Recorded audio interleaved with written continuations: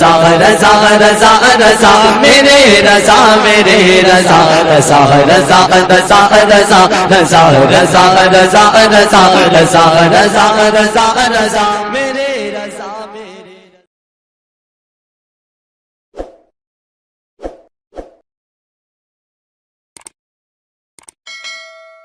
رضا کے بحر عرفاں کی روانی مفتی اعظم، کمال علم و حکمت کی نشانی مفتی اعظم، اور شریعت کے اصولوں پر حکومت کو جھکا ڈالا، زمانہ تجھ سے سیکھے حق بیانی مفتی اعظم۔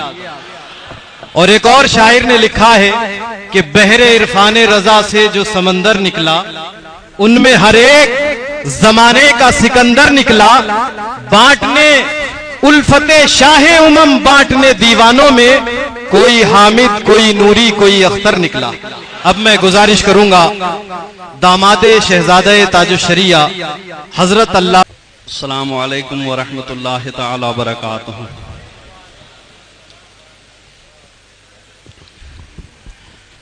نحمده ونصلي ونسلم على رسوله الكريم وآلہ وصحبہ الکرام اجمعین ومن تبعهم بإحسان إلى يوم الدین، اما بعد فاعوذ باللہ من الشیطان الرجیم، بسم اللہ الرحمن الرحیم۔ اللہ نور السماوات والارض مثل نورہ کمشکاۃ فیہا مصباح، المصباح فی زجاجہ، الزجاجۃ کأنہا کوکب دری یوقد من شجرۃ مبارکہ زیتونہ لا شرقیہ ولا غربیہ یکاد زیتہا یضیء ولو لم تمسسہ نار نور علی نور۔ صدق اللہ مولانا العظیم وبلغنا رسولہ النبی الامین الکریم ونحن على ذلك لمن الشاہدین والشاکرین والحمد للہ رب العالمین۔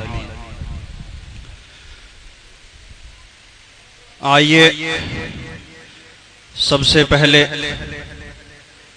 تاجدار مدینہ سرور قلب و سینہ سرکار دو عالم صلی اللہ تعالی علیہ وسلم کی بارگاہ بے کس پناہ میں بآواز بلند درود شریف کا نذرانہ عقیدت پیش کریں۔ پڑھیں اللہم صلی علی سیدنا محمد معدن الجود والکرم وآلہ الکرام وابنہ الکریم الغوث العظم الافر الماء وحزبہ وبارک وسلم۔ حضرات گرامی، آپ لوگ بہت دیر سے علماء کرام کے علمی اور ایمانی بیانات کو سماعت فرما رہے ہیں۔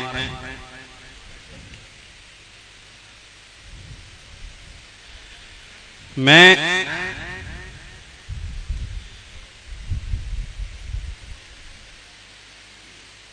آپ کا بہت وقت نہیں لوں گا،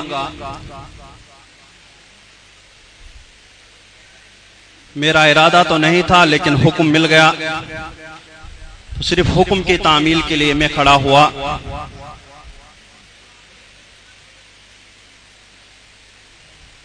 اعلیٰ حضرت امام احمد رضا قدس سرہ کی معرفت اور ان کی پہچان اور ان کے مرتبے کا علم جس طریقے سے ان کی تحریروں کو پڑھنے سے ہوتا ہے، فتاوی رضویہ کا مطالعہ کرنے سے ہوتا ہے، کنز الایمان شریف کا مطالعہ کرنے سے ہوتا ہے، حدائق بخشش پڑھنے سے ہوتا ہے، ویسی معرفت اور ویسا علم ان کے بارے میں سننے سے معلوم نہیں ہوتا ہے، حاصل نہیں ہوتا ہے۔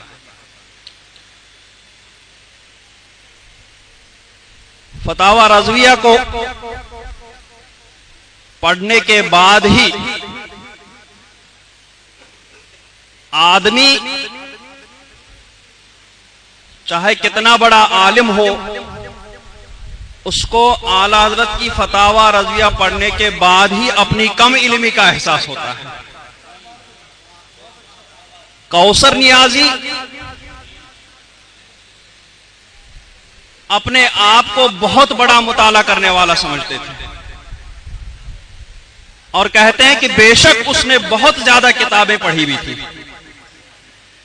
لیکن جب اس نے بھی فتاوی رضویہ شریف کا مطالعہ شروع کیا، پڑھنے کے لیے ہاتھ میں لی، تو اس جیسے بہت زیادہ مطالعہ کرنے والے کا بیان ہے کہ میں جب فتاوی رضویہ پڑھنے لگا تو مجھے احساس ہوا کہ ابھی اس علم کے سمندر میں ڈوبنا تو درکنار، میں تو ابھی اس کنارے میں سیپیاں ہی چن رہا ہوں۔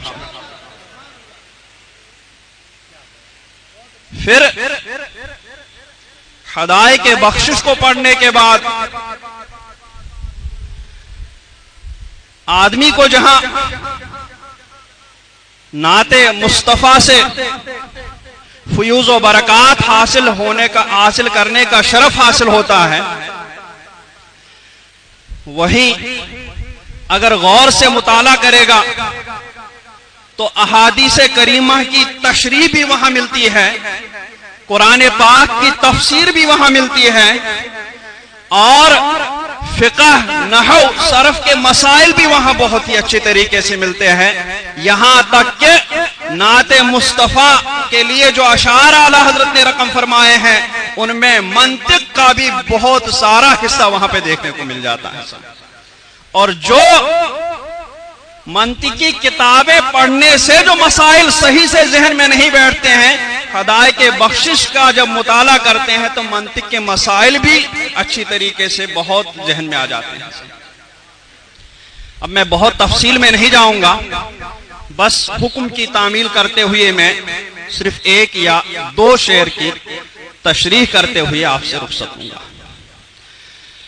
مشہور نعت مبارک ہے، صبح طیبہ میں ہوئی بڑھتا ہے باڑا نور کا، بہت زیادہ پڑھی جانے والی نعت شریف ہے۔ اسی میں اعلیٰ حضرت علیہ رحمت و رضوان نے ایک شعر لکھا ہے، اس کو سمجھنے کے لیے پہلے میں آیت کریمہ اور اس کا ترجمہ بتا دوں، پھر اس کے بعد وہ اچھی طرح سمجھ میں آ جائے گا۔ اللہ رب العزت ارشاد فرماتا ہے، اللہ نور السماوات والارض، اللہ آسمانوں اور زمین کا نور ہے۔ یہاں نور کو بمانا منور، بمانا ہادی کے معنی میں بتایا گیا ہے۔ پھر مثل نورہ، اس کے نور کی مثال۔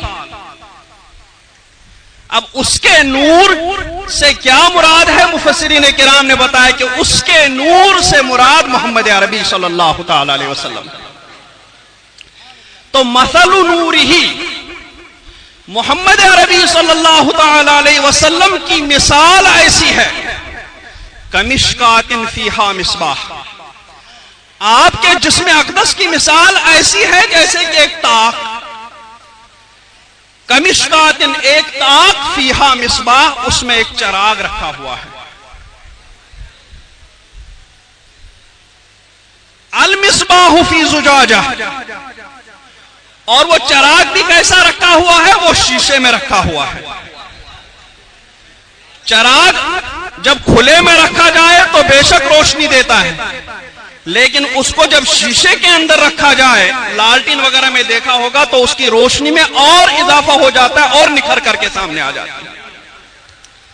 تو اعلیٰ حضرت فرماتے ہیں المصباح فی زجاجہ، طاق میں چراغ، اور چراغ شیشے میں رکھا ہوا ہے، کأنہا کوکب دری، اس کی کیفیت کیا ہے؟ ایسا لگتا ہے کہ گویا وہ ایک چمکتا موتی، چمکتا ستارہ،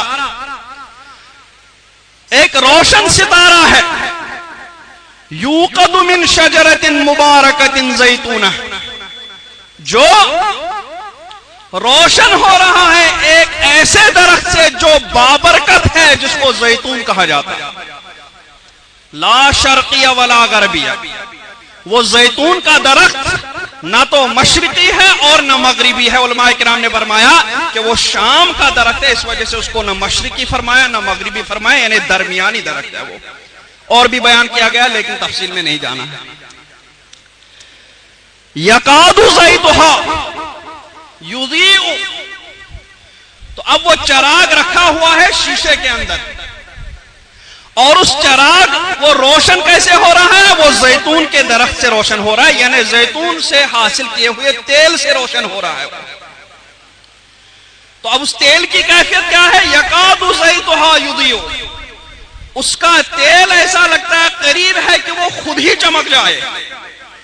وَلَوْ لَمْ تَمْسَسْهُ نَارٌ، اگرچہ اس کو آگ سے روشن نہ کیا جائے وہ خود ہی اتنا چمکتا لگ رہا ہے کہ خود چمک رہا ہے۔ نور علی نور، نور کے اوپر نور، ایک تو تیل کا نور، زیتون سے حاصل کیا ہوا تیل وہ خود اتنا چمکتا کہ خود ہی نور، خود ہی روشنی ہے، اور اس کو اگر اب آگ سے روشن کیا جائے تو اس میں اور نور کا اضافہ ہوتا، تو نور علی نور۔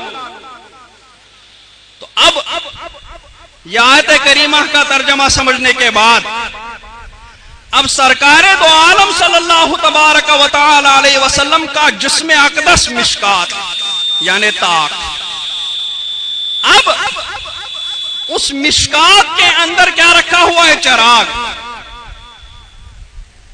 وہ چراغ سرکار دو عالم صلی اللہ تعالی علیہ وسلم کا دل مبارک،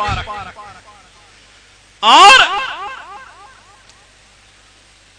وہ چراغ شیشے میں رکھا ہوا ہے۔ اب شیشہ کیا ہے؟ سرکار دو عالم صلی اللہ تعالی علیہ وسلم کا سینہ مبارک ہے۔ تو اب جسم اقدس کے اندر دل مبارک جو چمک رہا ہے، اور وہ دل مبارک سینہ مبارک کے شیشے میں رکھا ہوا ہے۔ اب وہ یکاد یضیء، وہ ایمان کے تیل سے، اب شجرہ مبارکہ زیتونہ سے مراد ایمان کا ہے، تو وہ ایمان سے روشن ہے۔ اب اس ایمان سے روشن ہے، اس پر نبوت کا نور جو ہے وہ اس پر اضافہ ہے۔ تو اب وہ کتنا چمک رہا ہوگا؟ تو اب اعلیٰ حضرت علیہ رحمت و رضوان اپنی نعت مبارک میں اسی آیت کریمہ کی یہ نعتیہ تفسیر جو سرکار دو عالم صلی اللہ تعالی وسلم کی مدح میں بیان فرمائی گئی، اسی طرف اشارہ فرماتے ہوئے عرض کرتے ہیں کہ شمع دل مشکات تن، سینہ زجاجہ نور کا، تیری صورت کے لیے اترا ہے سورہ نور کا۔ کہ سورہ نور کی آیت کریمہ ہے یا رسول اللہ صلی اللہ علیہ وسلم، آپ کا جسم اقدس تو مشکات ہے، اور آپ کا دل مبارک تو مصباح ہے، چراغ ہے، آپ کا سینہ مبارک تو زجاجہ ہے، شیشہ ہے، اور وہ ایمان کے نور سے، نبوت کے نور سے ایسا چمک رہا ہے کہ اگر بتایا بھی نہیں جائے کہ یہ سرکار دو عالم صلی اللہ علیہ وسلم کی ذات مبارک ہے، تب بھی آپ کا نور اتنا چمک رہا ہے کہ خود ہی وہ اپنے بارے میں بتا رہا ہے۔ شمع دل مشکات تن، سینہ زجاجہ نور کا، تیری صورت کے لیے اترا ہے سورہ نور کا۔ اسی نعت مبارک کا ایک اور شعر، حروف مقطعات جن کو اسماء مقطعات بھی کہا جاتا ہے، سنا ہوگا۔ ان کے بارے میں بھی علماء کرام فرماتے ہیں، بعض فرماتے ہیں کہ ان کی تعویل نہ کی جائے، بلکہ ان کا معنی مراد کیا ہے اس کو اللہ کے سپرد کیا جائے۔ اس کو مسلک تفویض کہا جاتا ہے، یعنی اس کے معنی کو اللہ کے سپرد کیا جائے کہ وہ اللہ اور اس کے رسول کے درمیان راز ہیں، ان کی کوئی تشریح نہ کی جائے۔ اور بعض علماء فرماتے ہیں کہ ان کی تعویل کی جا سکتی ہے، ان کے نزدیک بھی راجح یہی ہے کہ تعویل نہ کی جائے، لیکن جب بد مذہبوں نے ان کی ایسی تعویل کرنا شروع کر دی کہ جو عقائد اہل سنت کے خلاف تھی، تو علماء کرام کے ایک جماعت نے ایسا محسوس کیا کہ اگر عقائد اہل سنت کے موافق ان آیات کی تشریح نہ کی جائے تو لوگوں کا عقیدہ خراب ہو جائے گا، لوگوں کا عقیدہ بگڑ جائے گا۔ تو ان لوگوں نے اس کی تعویل پیش کر دی ہے۔ ان تعویل پیش کرنے والوں میں حضرت ابن عباس رضی اللہ تبارک و تعالی عنہ بھی پیش ہیں، ان سے بھی بہت ساری تعویلات مروی ہیں۔ تو اب ان اسماء مقطعات کے بارے میں علماء کرام کی دو جماعتیں ہیں. ایک وہ جو کہتی ہیں ان کی ہم کوئی تعویل نہیں کریں گے, ان کا معنی مراد اللہ رب العزت کے سپرد کریں گے, اور علماء کرام کی دوسری جماعت ہے وہ کہتی ہے کہ نہیں, عوام کے عقیدے کو بچانے کے لیے ان کا شریعت کے موافق معنی بیان کرنا ضروری ہے, ان کی تعویل کرنا ضروری ہے. وہ لوگ بھی ضرورتاً تعویل کرتے ہیں. اب تعویل بہت کی گئی ہے اور بہت سارے اقوال ہیں جن کو تفصیل سے بیان کرنے کا یہ موقع نہیں ہے. بعض نے کہا کہ ان سے مراد یہ ہے کہ وہ سورتوں کے نام ہیں. الف لام میم را کاف ہا یا عین صاد, یہ سب اسماء مقطعات حروف مقطعات ہیں. بعض علماء نے فرمایا اب کہ ان اسماء مقطعات یہ قرآن پاک کے نام ہیں. بعض لوگوں نے ارشاد فرمایا کہ یہ سورتوں کے نام ہے, جس سورت کے شروع میں جو اسماء مقطعات ہیں وہ اس کے نام ہیں. بعض نے فرمایا کہ یہ اللہ تبارک و تعالی کے نام ہیں. بعض نے فرمایا کہ اس سے قوموں کی مدتوں کی طرف اور مقررہ وقتوں کی طرف اشارہ ہے. بعض لوگوں نے کہا کہ نہیں, یہ اشارہ اس بات پر کہ یہاں پر جملہ ختم ہو گیا ہے اور اس کے بعد دوسرا جملہ شروع ہونے والا ہے. اور بعض لوگوں نے کسی اور چیز کی طرف اشارہ کرنے کے لیے, بعض لوگوں نے کوئی اور اشارہ کرنے کے لیے ان کے بارے میں بتایا. لیکن جب اعلیٰ حضرت علیہ رحمت و رضوان کی باری آئی تو اعلیٰ حضرت علیہ رحمت و رضوان نے ان اسماء مقطعات میں بھی سرکار دو عالم صلی اللہ تبارک و علیہ وسلم کی مدحت بیان کر دی کہ اس سے اشارہ ہے سرکار دو عالم صلی اللہ علیہ وسلم کی نعت کی طرف, ان کی مدحت کی طرف. وہ کیسے؟ کاف ہا یا عین صاد. فرمایا کہ کاف سے مراد سرکار دو عالم, اب کاف ایسے لکھا جاتا ہے تو فرمایا کہ کاف سے مراد سرکار دو عالم صلی اللہ علیہ وسلم کے گیسوئے مبارک ہے, اور ہا سے مراد سرکار دو عالم صلی اللہ علیہ وسلم کا دہن مبارک ہے, چونکہ ہا گول لکھی جاتی ہے. تو کاف سے مراد سرکار کے گیسوئے مبارک ہے, ہا سے مراد سرکار دو عالم صلی اللہ علیہ وسلم کا دہن اقدس ہے, اور یا سے مراد سرکار دو عالم صلی اللہ علیہ وسلم کی ابروئے مبارک ہے, اور عین صاد سے اشارہ ہے سرکار دو عالم صلی اللہ تبارک و تعالی علیہ وسلم کی چشمان مبارک کی طرف. تو اب گیسو اور دہن مبارک اور چشمان مبارک اور ابروئے مبارک, تو اعلیٰ حضرت علیہ رحمت و رضوان نے فرمایا کہ یہ جو کاف ہایا عین صاد ہے اس سے اشارہ ہے سرکار دو عالم صلی اللہ علیہ وسلم کی مدحت کی طرف. اس میں سرکار دو عالم صلی اللہ علیہ وسلم کی نعت بیان کی گئی. وہ کیسے؟ فرماتے ہیں کاف گیسو, ہا دہن, یا ابرو آنکھیں عین صاد. کاف ہایا عین صاد, چہرہ ہے تیرا نور کا. کاف ہایا عین صاد, چہرہ ہے تیرا نور کا. تو تعویلیں تو بہت علماء کرام نے بیان فرمائی ہیں, لیکن نعت مصطفیٰ کی طرف اشارہ یہ اعلیٰ حضرت علیہ رحمت و رضوان نے فرمایا ہے. کاف ہایا عین صاد, چہرہ ہے تیرا نور کا. اب فصاحت و بلاغت پر بھی تھوڑا سا بس ایک شعر پیش کر لوں. متنبی کا ایک بہت مشہور شعر ہے, مجھے اس وقت ذہن میں نہیں آ رہا ہے کم نصیبی سے. اس شعر کی خصوصیت علماء کرام نے بیان کی ہے. اس میں متنبی نے پہلے مصرے میں 3-4 لفظ استعمال کیے اور دوسرے مصرے میں بھی 3-4 لفظ استعمال کیے.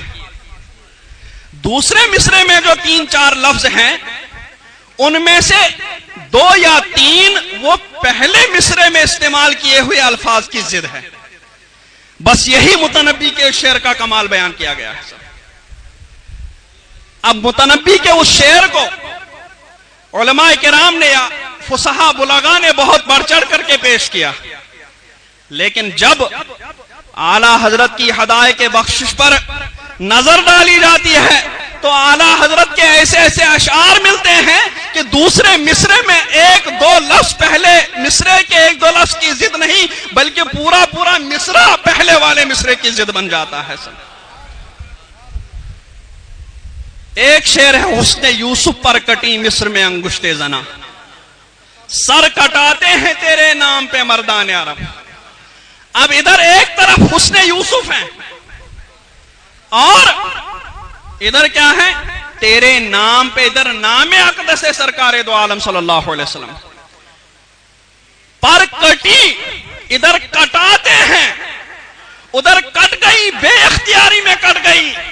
حضرت یوسف کا حسن دیکھ کر کے بے اختیاری میں ان کی انگلیاں کٹ گئی میوہ کاٹنے کے بجائے، اور ادھر کیا ہے؟ کٹاتے ہیں اپنے اختیار سے، اپنے ارادے سے صحابہ کرام کٹاتے ہیں۔ مصر میں، ادھر عرب میں، ادھر انگشتیں زنا کرتی ہیں اور ادھر کیا کرتے ہیں؟ سر کٹاتے ہیں تیرے نام پہ مردان عرب۔ ادھر زنا ہے، مصر کی عورتیں کٹ کٹ ان کی کٹی، اور ادھر کیا ہے؟ مردان عرب کٹاتے ہیں تیرے نام پہ سر۔ تو حسن یوسف پر کٹی مصر میں انگشت زنا، سر کٹاتے ہیں تیرے نام پہ مردان عرب۔ اس میں آپ دیکھیں گے تو پورا پورا دوسرا مصرع وہ پہلے مصرے کی ضد نظر آتا ہے، اور مانوی فصاحت و بلاغت، اختیار اور ارادے کے ساتھ کٹانا، اور ادھر بے اختیاری اور بے ارادگی میں کٹانا، یہ اس کی جو مانوی خوبی ہے وہ اس پر مزید اضافہ ہے۔